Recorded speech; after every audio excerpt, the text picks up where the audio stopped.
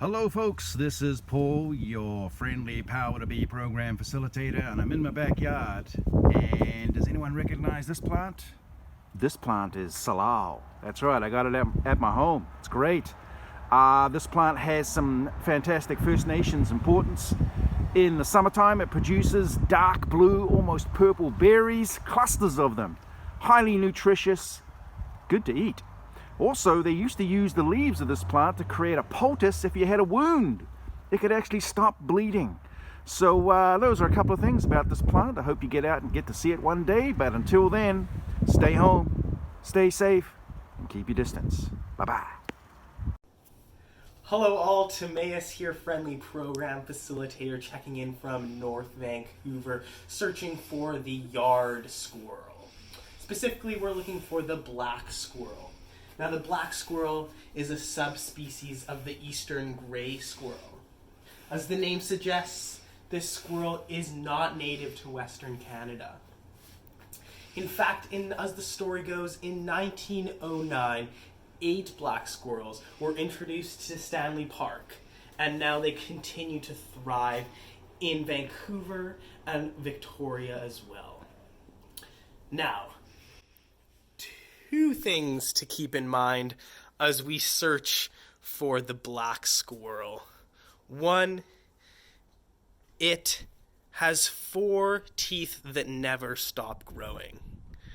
Now, these teeth never stop growing in order for it to remain strong in all its gnawing. The other fact to keep in mind of the black squirrel is that they are very deceptive. They, in fact, pretend to hide their food sometimes when they suspect someone is watching them.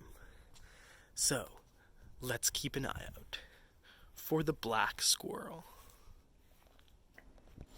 And there, folks, is the black squirrel.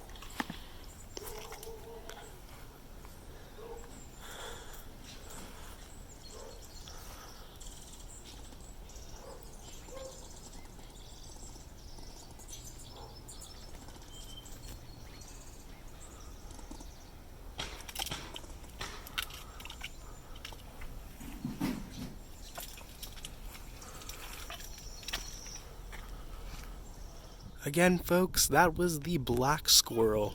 Thanks for being a part of some yard exploration.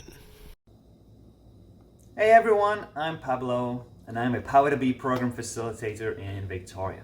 Today, I want to talk to you guys about something that I get to see every day and is just on my doorstep, and that is the ocean. Now, behind me, you're going to see the mountains of the Olympic Mountain Range. That's over in the Washington state in the US. Now, joining us, that's the Wanda Fuca Strait, and then we got the Victoria Harbour entrance just behind me here. Now, I'm lucky I get to go down there and hang out with my dogs when I need to take them out for a walk, and we get to see lots of cool activity.